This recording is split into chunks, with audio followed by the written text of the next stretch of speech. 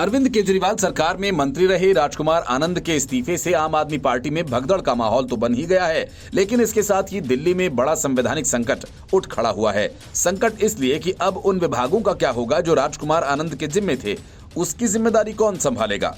या फिर राजकुमार आनंद की जगह कोई नया मंत्री बनाया जाएगा, या फिर उन विभागों का जिम्मेदार दूसरे मंत्रियों को बनाया जाएगा। लेकिन ये दोनों ही काम बिना केजरीवाल के हो नहीं सकते, क्योंकि विभाग किसी मंत्री को ट्रांसफर करना है तो उसके लिए सीएम को एलजी से मंजूरी लेनी होगी, और नया मंत्री नियुक्त किया जाना है तो उसके लिए भी सीएम केजरीवाल को ही एलजी को पत्र लिखना होगा। राजकुमार आनंद के पास समाज कल्याण, लेबर, रोजगार, अनुसूचित जाति जनजाति, कोऑपरेटिव और गुरुद्वारा चुनाव जैसे कुल 7 विभाग थे। केजरीवाल जेल में है, मतलब जब तक केजरीवाल जेल से बाहर नहीं निकलते तब तक विभाग ऐसे ही खाली पड़े रहेंगे, या फिर केजरीवाल अपने पद से इस्तीफा दें, नया मुख्यमंत्री चुना जाए तो फिर से कैबिनेट का गठन हो सके।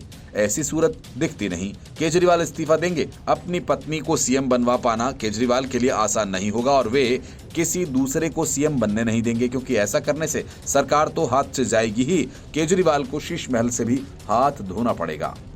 इन्हीं सवालों के बीच दिल्ली सरकार में मंत्री आतिशी ने कहा कि ये संवैधानिक संकट आम आदमी पार्टी ने नहीं पैदा किया।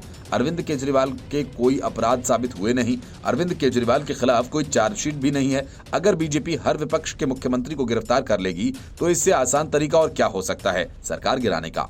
उन्होंने कहा कि आज अरविंद केजरीवाल गिरफ्तार हैं तो कल कोई और मुख्यमंत्री गिरफ्तार हो जाएगा। जिस तरह से ऑपरेशन लोटस के जरिए विधायकों को खरीद कर सरकारें गिराई गई, ये तो अब और भी आसान तरीका हो गया है। मुख्यमंत्री को गिरफ्तार करवा कर गिरवा दो।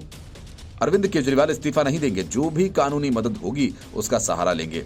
आतिशी ने राजकुमार आनंद के इस्तीफे पर कहा कि कुछ दिन पहले जब मैंने कहा कि बीजेपी ने मुझसे संपर्क किया था, तब आप ही लोग मुझसे सवाल पूछ रहे थे, इसका क्या सबूत है? अब आप बताइए। ये तो बिल्कुल साफ हो गया। बीजेपी आम आदमी पार्टी के नेताओं को अप्रोच कर रही थी, पार्टी को तोड़ने की कोशिश कर रही थी। राजकुमार आनंद के अचानक आए उनके इस्तीफे पर संजय सिंह ने कहा कि अब ये साबित हो गया कि भाजपा ने आम आदमी पार्टी को खत्म करने के इरादे से ही अरविंद केजरीवाल को गिरफ्तार किया है। हम पहले दिन से ही ये कह रहे हैं, ईडी की कार्रवाई के पीछे का मकसद भ्रष्टाचार को उजागर करना नहीं, बल्कि दिल्ली पंजाब में हमारी सरकार गिराना है। संजय सिंह ने कहा कि हमसे एक सवाल बार बार पूछा जाता था, आम आदमी पार्टी को ऐसा क्यों लगता है कि ईडी की छापेमारी से पार्टी और विधायक टूट सकते हैं? वो आज साबित हो गया।